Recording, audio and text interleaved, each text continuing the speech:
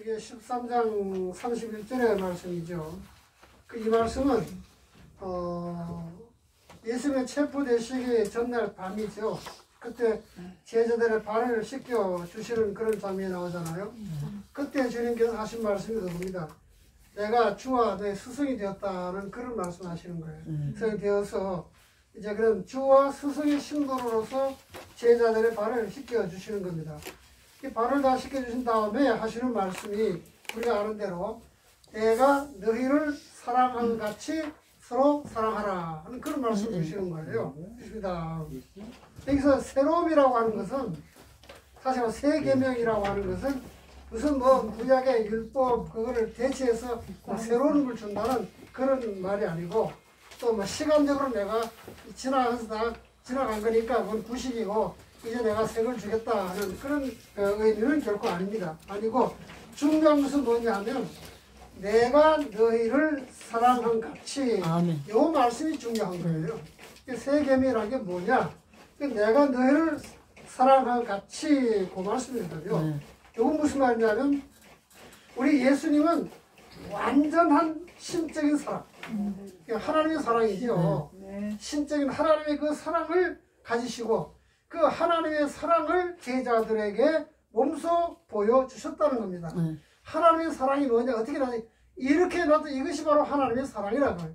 우리가 사랑하면 그냥 막연하게 얘기하는 것이고 또 하나님의 사랑하면 구체적으로 설명하기 어려운 거예요. 그러나 주님이 말씀하신 바로 내가 지금 너희들이 한 이것이 바로 하나님의 사랑이다. 그걸 이제 말씀을 해주는 것이거든요. 그렇기 때문에 제자들이 이건 한 걸음 더 나가게 되면은 오늘 그 신약교회 공동체, 오늘 교회 공동체에 하나님께서 이제 보여주시는 거예요. 그러니까 우리가 그 주님께서 보여주신 그 사랑을 나타내는 곳이 교회다. 그 하나님의 사랑을 몸소 나타내는 그것이 바로 교회라고 하는 것을 말씀해 주고 있는 거예요. 그러니까 이 교회 공동체라고 하는 것은 예수님께서 보여주신 그 사랑의 모범을 따라서 반드시 서로 사랑해야 된다. 사랑이 없으면 그건 교회가 아니다. 그러니까 하나님의 사랑이 이런 것인데 그 사랑을 계속 보여야 이것이 바로 교회 공동체라고 하는 것을 확실하게 보여주는 것이거든요. 근데 오늘 우리 여러분 다 체험하고 뭐 많이 듣고 보다시피 교회가 싸움 나잖아요. 교회 싸움 나는 교회 그 뭐 예수님이 계시겠어요? 싸움 나는 게 나도 뭐 한노에 오래 있어 보니까 뭐 수습위원장도 해보고 무슨 또 분립위원장도 해보고 뭐 재판국도 해보고 다 해봤지만은 하나님 교회는 싸움 나면요 예수님이 없습니다. 자기들이 다 뭐 자기들은 어쩌고 성경 얘기해가면서 멋지게 얘기지만은 골자내는 양쪽 다 보면 예수님이 없어요. 전부 기득권 싸움이고요. 다시 말하면 누가 이 주권을 잡느냐 그거예요. 그 싸움이죠. 그러니까 교회는 싸움 나면요 이게 화합이 안 됩니다. 우리 시선 바르는 거 많이 하잖아요. 세상 사람들 말이 싸움 말이지 같이 대포 한 대 맞걸리 안 나면서 야 나 풀자 야 뭐 이렇게 푸는 거야. 예수님 나면 절대로 안 풀어요. 절대로 안 풀어요. 절대로 풀지 않습니다. 지금도 한 20년 30년 지난 다음에도요 거기에 장로 이게 장로요 인사도 안 해요. 인사도 안 해요. 30년이 지났는데도 인사 안 해요. 그리고 또 조금 유리해줬으면 조금 유리하게 해주면 이제 좀 이쪽이 좀 유리해졌다 그러면요 또 나도 보면요 저쪽이 조금 불리한 편은요 인사가 안 해요. 저거 이게 그게 무슨 교회입니까? 교회라고 하는 거는 하나님의 사랑이 성도들 통해서 나타나 보여줘야 되는 거예요. 예수님이 그걸 보여줬잖아요. 그대로 하는 그것이 교회야. 그때 그게 없는 것은 교회라고 얘기할 수 없어요. 교회는 하나님의 사랑이 성도를 통해서 나타내겠다. 다시 말하면 예수님의 제자가 어떤 사람들이 예수님의 제자냐? 바로 예수님이 주신 세 계명 하나님의 사랑을 실천하는 그 사람이 예수님의 제자다. 그 사람이 예수님의 제자. 또 신앙 공동체 교회는 바로 그 사랑을 실천하는 그것이 교회라고 하는 것을 확실하게 말씀해 주고 있는 거예요. 이 요한복음이 확실하게 교회가 뭐냐? 교회는 뭘 해야 되느냐? 그걸 확실하게 보여주는 것이 요한복음이 우리에게 얘기해 주고 있는 것이거든요. 그러니까 예수님의 사랑이 없는 그거를 교회라고 얘기할 수가 없다는 것입니다. 신앙 공동체는 사랑이 있으면은 예수 제자의 신앙 공동체가 되지만은 하나님의 사랑이 나타나지 않으면 그건 공동체가 될 수 없다. 신앙 공동체는 결코 될 수 없다. 예수님의 제자 공동체는 될 수 없다라고 하는 것을 우리에게 말씀해 주고 있는 거예요. 하나님의 사랑이 다시 나타나야 되는 것이에요. 그러니까 뭐 한국 교회가 지금 그 예수님이 없는 교회들이 하도 많으니까 한국 교회가 어려움을 당하잖아요. 당하고 정부로부터 예배 인원수까지 다 측정해줘가지고 드리라고 그러고 이 말도 안 되는 짓을 하고 있는데 그래도 누가 하나 뭐 배고프면 이거 하나도 없고 그냥 그것도 아멘 하는 사람이 있어야 문제죠. 아무데나 아멘 막 하려고. 예수님이 우리에게 보여주신 것은 하나님의 사랑을 보여준 거예요.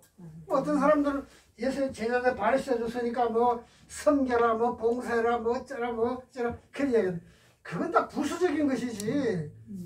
진짜는 하나님의 사랑이 이런 것이다 라고 보여주는 거예요.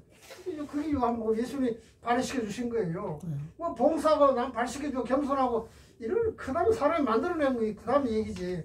부수적인 하나님의 사랑이 나타나면 자연히 그 따라오게 돼 있다는 그런 것은. 그러면 자연히 따라오게 돼 있는 것이니까 자꾸 진짜는 놔두고 자꾸 엉뚱 그까지만 자꾸 얘기하면 안 된다고 말이죠. 하나님의 사랑이 실천되면 거기는 반드시 그것이 따라오게 돼 있고 그게 하나님의 신앙 공동체다. 교회 공동체다. 예수의 제자들이 모인 신앙 공동체라는 것을 요한복음이 우리에게 말씀해 주고 있는 것입니다. 아멘. 그 다음에 이제 좀 특이한 것이 요한복음에는 성령님의 인격적인 사명이 있어요. 성령 인격적인 사명이 있는데 다시 말하면 예수는 그리스도다. 요거 외에 조금 더 강조하는 것이 성령님의 인격적인 이런 것입니다. 이게 요한복음 14장 이제 25절에서 16장까지 쭉 나오는 그 말씀인데 요한복음의 특징 중에 하나가 뭐냐면 성령님에 대한 강조예요. 아멘. 성령님을 대단히 강조하겠습니다. 근데 누가복음이나 우리 사도행전 보게 되면 성령의 역사가 크게 나타나잖아요. 크게 나타나는데 그 나타나는 것을 사람들이 직접 눈으로 볼 수 있는 거예요. 참 능력이 나타나는 거예요. 외적으로 보이게 다 그게 성령의 사역입니다. 근데 요한복음은 그런 건 없어요. 그런 건 없는데 성령을 상당히 강조하고 있는 거예요. 상당히 강조하고 있는데 좀 다른 차원에서 성령님은 이런 분이다. 성령님은 이런 분이다. 이런 일을 하신다.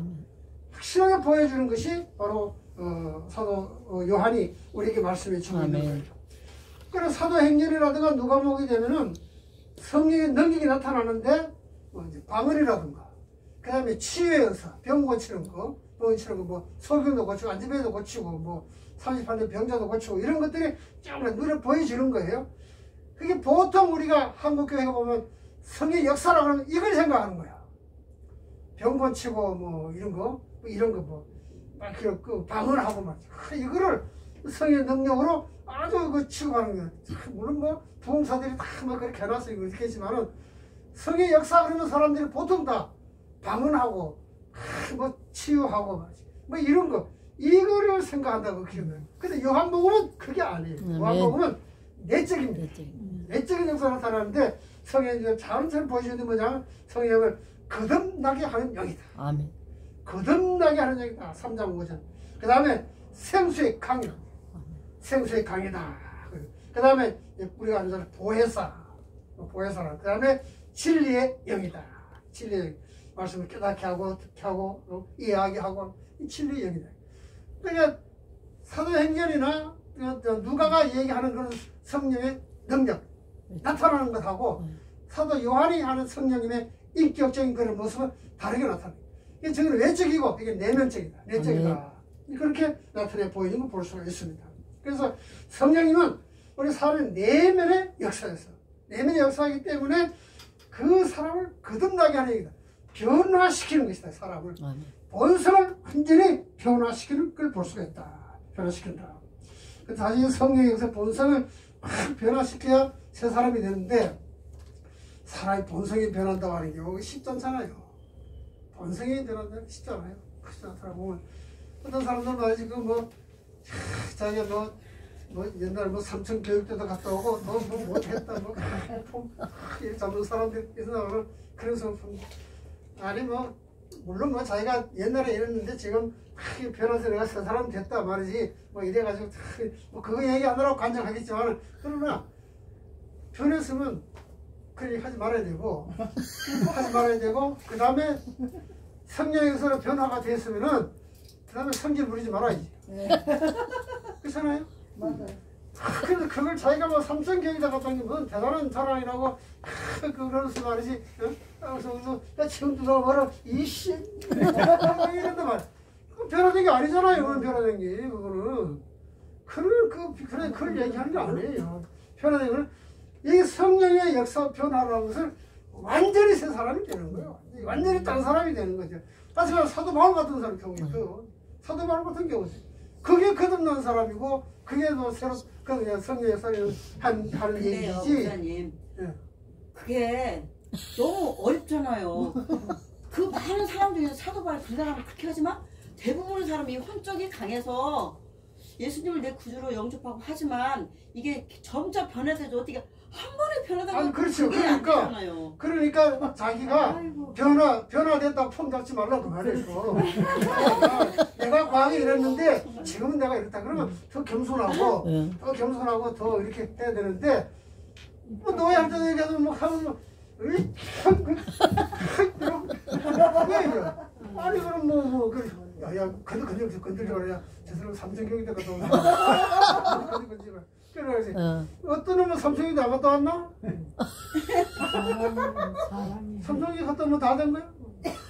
그렇지. 그게 변화됐다면 성령의 역사 변화되면 완전히 변화시키는 걸 얘기하는 거예요.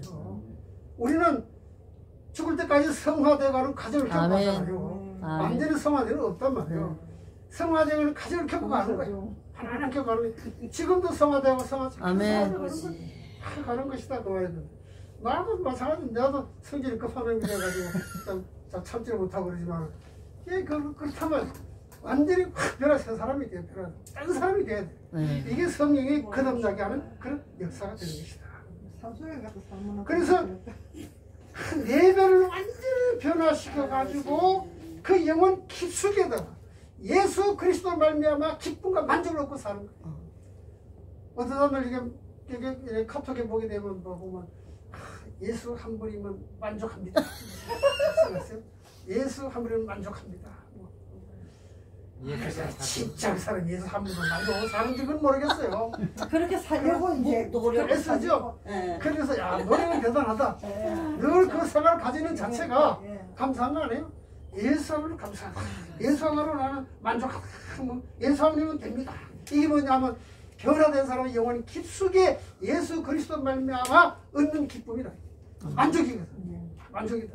그래서 심지어 이게 바로 성령의 역사라고 하는 것입니다. 그러니까 어떤 힘 당해도 위로를 받고 용기를 얻고 힘을 얻고 하는 이게 성령의 역사다. 이 사도 요한이 그걸 우리에게 강조해 주고 있네. 성령의 역사는 바로 이렇게 나타나는 것이다. 병 고치는 것만 방언하는 것만 성령의 역사 아니다. 이런 것들이 더 중요한 걸 얘기해 주고 있는 것입니다. 그 다음에 성령은 우리에게 말씀을 통해서 깨닫게 해주고 또 어떻게 해주고 하는 그런 겁니다. 이 구원의 도리가 뭐냐 확실하게 알려주는 것이 성령의 역사다. 그래서 성령님은 언제나 인격적으로 역사한다는 것입니다. 인격적으로 같이 역사하는 무지하게 그냥 막무가내로 하는 게 아니다. 성령은 언제나 우리 하나님이 인격적으로 하는 것이니까 성령의 역사도 인격적으로 나타난다 하는 걸 얘기했어요. 그래서 이 성령님이 오늘 또 우리와 함께 하시는 것이죠. 또 우리 안에 계시는 것이다. 그래서 내적인 역사를 이루어 가신 분이 지금도 우리와 함께 하시는 분이다. 그래서 성령님 안에서 우리가 예수님의 가르침을 받아야 되겠다. 그래야 바로 깨달아지는 것입니다. 바로 성령님이 주시는 그런 능력을 통해서 우리가 세상이 줄 수 없는 평안을 누리게 되는 것이다. 이 성령의 역사죠. 세상이 못 본 세상이 주지 못하는 그런 평안을 누리며 사는 것이다. 그 다음에 중요한 것은 세상을 책망한다 말은 세상의 불의와 죄악을 책망한다 그 말입니다. 세상의 불의와 이런 그런 죄를 책망, 과감하게 책망해야 된다. 아부하는 것이고 과감하게 책망해야 된다. 베드로라든가 사도 바울이라든가 그런 분들이 공의 앞에서 지적하면서 얘기하는 그런 이런 사명이 바로 있고, 또 구약 시대의 선지자들 이런 분들이 왕 앞에서 과감하게 책망하는 그런 것들, 이런 것들이 오늘 우리가 해야 될 일이다. 이거 성령의 역사 아니면 사실 또 못하죠. 성령의 역사를 통해서 세상을 책망하고 죄악을 책망하고, 그래서 모든 사람들 구원의 진리 가운데로 인도하는 것이다. 진리 가운데로 잘 인도를 받으시고, 진리 가운데로 인도를 받을 때에 비로소 하나님께 영광을 돌리게 됩니다. 아멘. 예수님을 통한 그런 영광이 나타나게 된다는 것입니다. 그 다음에 17장은 우리가 너무나 잘 아는 대제사장의 기도잖아요. 그 대제사장 예수님의 기도에 보면 예수님의 미래상이 쫙 나타나 있어요. 그 기도에 보면 17장 기도 쭉 보게 되면 예수님의 미래가 쫙 그려져 있습니다. 또 한마디로 기도를 쫙 그려지고 있는 거예요. 그래서 참 17장 읽어볼수록 우리는 정말 우리 예수님의 시무하고 또 환대한 그 구속사의 미래를 우리에게 환하게 보여줍니다. 환하게 쫙 예수의 미래를 우리에게 다 보여줍니다. 그러니까 17장은 참 기도하면서 정말 항상하면서 계속 읽어봐요. 그래야 예수님의 그 미래가 쫙 열리는 것입니다. 다시 말해서 자신의 십자가를 통해서 이루어질 모든 일들을 갖다가 기도 가운데 다 얘기를 해주고 있는 거예요. 기도 가운데 다 들어있는 걸 볼 수 있어요. 그래서 하나님의 구속 계획이 이렇게 성취가 된 것이고, 그리고 하나님이 자신을 통해서 이렇게 영광을 받으십니다. 자신을 통해서 영광을 받으시고, 또 그 다음에 제자들의 공동체가 어떻게 될 것이다 하는 것이고, 그리고 이 공동체를 통해서 계속해서 구원받은 사람의 수가 늘어나게 될 것이다. 점점 구원받은 사람 늘어나게 될 것이다. 그리고 교회는 우주적인 그런 교회가 될 것이다. 우주적인 그런 교회다. 그래서 앞으로 이제 예수님의 주님의 십자가를 바로 눈앞에다 두고 이제 쫙 기도하시면서 미래를 쫙 보여주는 것이 바로 십자가에 나타난 예수님의 기도가 된다는 것입니다. 우리 사람들은 십자가 큰 너머에 있는 그런 영광을 사실은 볼 수가 없기 때문에 십자가를 상당히 부담스러워하는 경우가 있다는 것입니다. 더 영광스러운 그 후에, 십자가 후에 영광이, 그 영광을 우리가 볼 수 있는 그런 눈이 어둡기 때문에 때로는 십자가 지는 걸 갖다가 좀 부담스러워 할 수도 있다. 또 그 다음에 하나님 아버지와 함께 누릴 수 있는 그런 장래의 영광을 또 우리가 볼 수 없기 때문에 세상의 어떤 거짓된 영광, 또 세상에 또 우리가 마음을 빼앗길 수가 있다는 것입니다. 이런 걸 우리가 얘기해 주고 있죠. 그 다음에 이제 우리가 이 구원받은 우리는 성도들이기 때문에 교회에 하나님께서 교회를 통해서 이 땅에 보이신 놀라운 은사들, 이런 것들, 또 그리스도 안에서 모두가 다 하나가 되어서 이루어 나가야 될 많은 일들, 이런 일들이죠. 주님께서 교회에 맡겨진 사명들을 제대로 깨닫지 못하기 때문에 오늘날 우리 교회는 크고 작은 일들이 많이 문제가 생기는 것이죠. 문제가 생기는 것이다. 교회를 통해서 주어진 일들은 다 복음을 전하고 구원을 이루는 일에 쓰임받는 것이 되야 되는데, 이걸 생각 못하기 때문에 때로는 우리가 인간의 생각이라든가 이런 게 감정이라든가 이기 때문에 크고 작은 그런 분열들이 많이 일어나고 있는 것입니다. 그래서 우리가 이 요한복음 17장은 그냥 읽을 것이 아니고 사실 묵상하면서 또 기도하면서 쭉 생각하게 되면은 정말 하나님께서 이 땅에 예수 그리스도 통해서 구원을 이루어 가시는 역사가 이렇게 이루어져 가는구나. 그 교회 공동체는 어떻게 해야 되겠구나. 그걸 깨닫게 된다고. 그걸 깨닫게. 하나님의 사랑을 이렇게 실천해야 되겠구나. 그걸 깨닫게. 그러므로 해서 결국은 하나님께 영광을 돌리는 것이다. 마지막은 하나님께 영광을 돌리는 것이다 하는 것이다. 그래서 우리가 인간적인 생각, 자아함 이런 것 다 내어버리고 정말 하나님께서 우리가 원하시는 것이 무엇인가.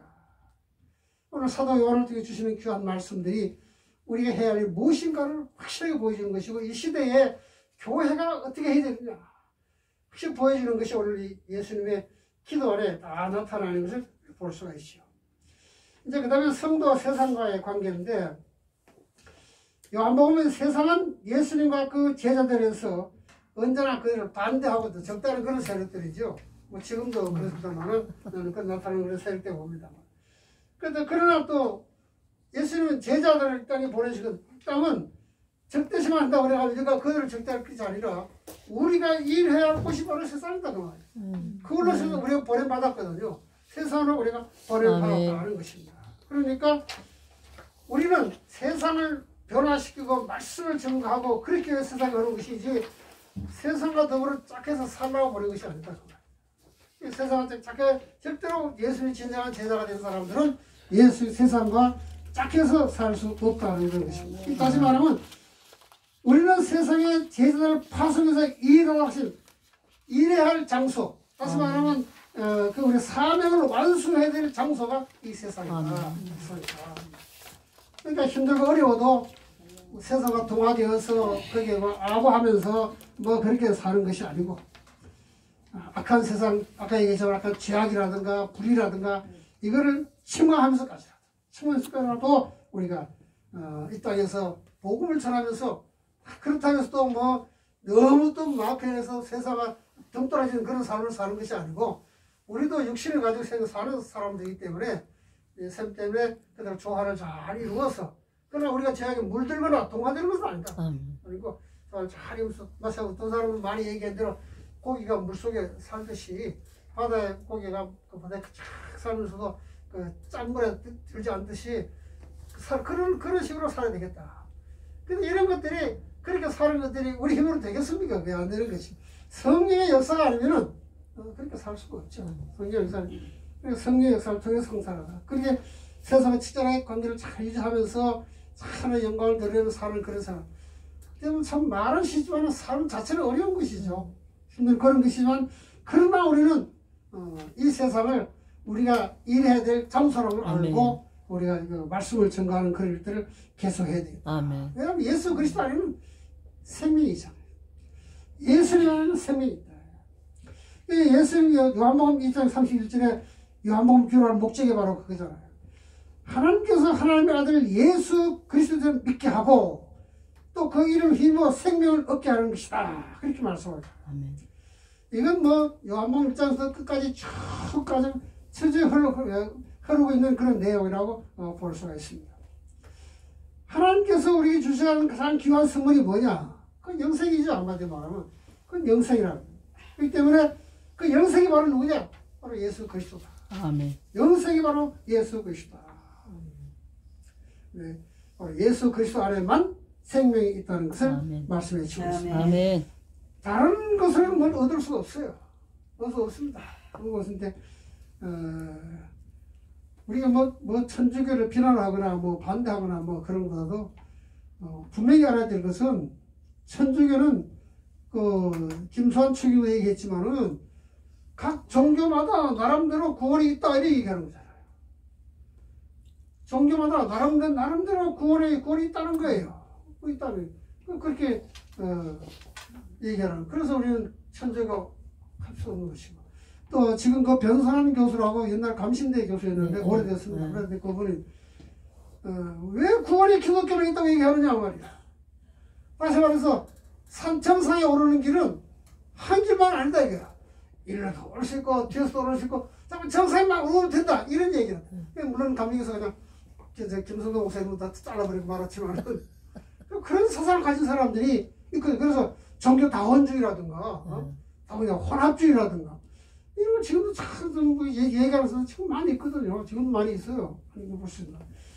그러나 분명한 것은 예수 그리스도만이 생명이다 그 말이야. 이게 교회가 이걸 주장해야 돼. 이걸 주장해야 되고 그만 더 가르쳐야 되는 것이다. 생명이 예수 그리스도 안에 있다는 것입니다. 그래서 이 복음을 우리는 잘 전해야 됩니다. 예수 안에만 생명이기 때문에 그리고 그 생명을 믿는 모든 사람들에게 믿는 사람들의 생명은 값없이 주어지는 것이다. 그래서 구원은 값없이 주어진다는 걸 말씀해 주고 있습니다. 자, 그 다음에 이제 13번은 진정한 목양의 출발점 21장을 보게 되면요 아주 독특 아름다운 그런 결말을 우리에게 보여주겠습니다. 요거는 사실 그 요한복음에서만 찾아볼 수 있는 것인데 지난주 잠깐 말씀을 드렸습니다만은 예수님께서 세 번이나 실패했던 그런 베드로의 신앙을 다시 회복시켜 주고서 내 양물을 먹이라 하는 그런 사명을 주시는 거죠. 네가 나를 사랑하느냐 하는 질문을 통해서 베드로가 자기 자신을 깨닫게 되고 또 양무리를 먹이라고 하는 그런 사명을 다시 주어지는 것인데, 다시 말하면 목양의 사명을 감당하는 출발점, 목양의 사명을 감당하는 출발점을 뭐로부터 시작되느냐, 내 자신이 연약하다는 것을 아는 것입니다. 나는 아무것도 아니라고, 아무것도 할 수 없다라고 하는 것, 이걸 다 자신이 연약함을 아는 것입니다. 그 내 자신이 연약함을 알고 그 다음에는 나처럼 이렇게 연약하고 부족하고 쓸모없는 인간을 용납해 주시고 나를 사랑해 주님이 사랑해 주셨다. 다시 말하면 베드로가 세 번이나 주님을 부인한 맹세까지 하면서 부인한 그를 주님이 사랑하시고 맞아주시고 그에게 사를 주신 것처럼 오늘도 우리가 이렇게 부족하고 연약하고 정말 쓸모없는 인간이지만은 그래도 하나님이 내 연약함을 다 감싸주시고 붙잡아 주시고 용납하시고 그 나를 사랑해 주신 주님의 사랑을 깨닫는 것입니다. 그러니까 주님의 사랑에 젖어져 있는데 저는 이게 목양길의 첫 길이다. 첫 길이다. 이 참 주님의 그 사랑 우리 지금 그 교회 이름 갑자기 생각 안 나요. 김종수 목사님 사랑의 사도라고 이런 영색교회. 영색교회 그분은 아니 끝나면 다 예배 끝나면 그 많은 사람을 우리가 가득하고 목사님 편했으면 그럼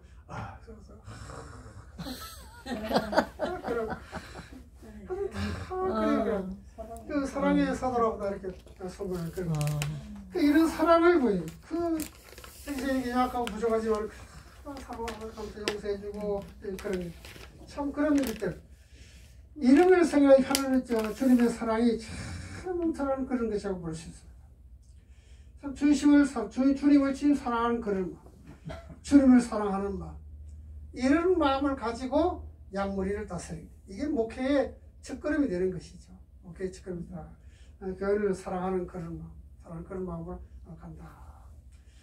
저는 그 목사 되는 그런 분들, 신학교 들어가는 분들, 또 그런 크지만 또 목사 안수 받을 사람들도 있어요. 노예 때 보게 되는 이제 그 임원들이 이제 그 목사 안수 받을 사람들 갖다 이제 면담이죠. 면접부터 하죠. 근데 우리 이제 평양로에 되니까 보통 뭐 한 10명 같은 데는 많을 때는 30몇 명씩 하고 참 많아요. 우리 교회가 많은 교회인데. 보면요, 진짜 사명감을 가지고 목회의 길을 나선 사람 별로 없어요. 사명감 가지고. 내가 어떻게 뭐 자기가 왜 목회자로 부름받았는지 확실성이 없는 사람도 많더라고요. 나는 어떻게 이렇게 하다가 내가 이렇게 부름받았습니다. 또 뭐 주의 음성을 들었습니다. 또 어떻게 하다가 내 마음에 이런 다짐이 왔습니다. 그런 것도 없어요. 그냥 뭐 어떤 사람 뭐 자기 아버지가 장로님이니까 뭐 가라 그러니까 갔다. 갔다 그리고 농사하라고 했다. 그리고 이런 사람도 있고. 참 안타깝더라고요. 우리가 목회자가 된다고 하면 부르심이잖아요. 부르심이 있어야 되잖아요. 부르심이 없으면 안 된다. 그게 우리가 소명이라고 그러잖아요. 소명이요. 소명하는 그런 일들이 많이 있더라고요.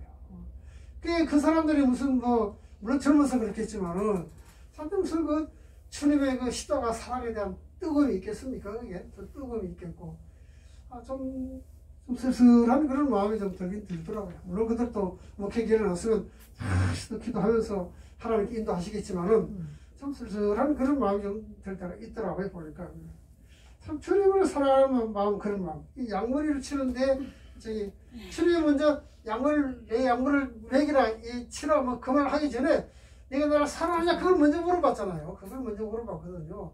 그러니까 주님을 사랑하는 마음이 있어야 목양할 수 있다는 것이거든요. 주님을 사랑하면 목양을 할 수 없다는 것입니다. 자, 이제 서론은 이제 거의 다 끝나고 이제 1장. 자, 이제 배경 한번 보세요. 배경은 아마 여러분들이 그냥 읽어보면 돼요. 다른 건 뭐 또 설명할 것도 없어요. 저자는 뭐 요한이다, 뭐, 그 누구냐, 예수님을 사랑하는 제자라고 그렇게 해놓고. 쭉 읽어보면 다 아시는 거예요. 다 아시는 거고. 그 다음에 이제 9페이지 가보게 되면요. 9페이지 가보게 되면 이제, 독자, 3번에 보면 독자가 나오죠. 자, 이건 일반적인 성도들을 말하는 겁니다.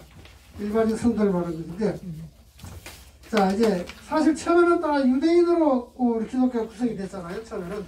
유대인들이 이제, 그러다가 이들을 통해서 이방 성교에서 이방인들이 그리스도인들이 되는 그런 향이 많이 나타나는 걸 볼 수 있습니다. 그러니까 이제 뭐 유대인으로 있다가 이제 유대교에 있다가 예수를 믿는 사람이나 또 그들을 통해서 또 이방 사람들이 예수를 믿게 됐다거나 이렇게 보면 그 사람들에 대해서 이 유대인으로 있다가 예수를 믿었지만 아직도 유대교에 젖어 있는 사람들이 많이 있단 말이에요. 율법이라든가 뭐 규례라든가 큰 얽매여 있어가지고 그래도 있는 그런 사람들이 많이 있잖아요. 또 이방인들도 예수를 믿지만은 또 자기들이 섬기는 신들이 있잖아요. 이런 것들을 다 떨어버리고 이제 오직 예수 그리스도만을 믿어야 되겠다 하는데 이 사람들에게 바로 그리스도인들의 삶이라는 것이 이런 것이다. 복음이라는 건 이런 것이다. 이걸 확실하게 가르쳐줘야 될 사명이 있었던 것입니다. 사도 요한이 그걸 깨달은 거예요. 이 사람들이 막연히 그냥 예수 믿는 거 맞는다 뭐 이게 아니고 확실하게 뭔가 가르쳐줘야 될 이시겠다. 그래서 그들에게 요구하는 것이 뭐냐?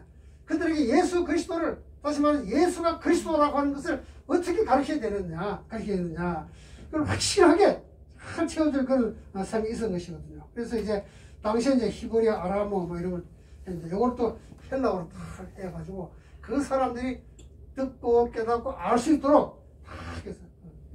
이방인들이 좀 이해하기 어렵다든가 또 유대인들의 습관이었다 이런 것들을 잘 설명해 준 것이 바로 요한복음입니다.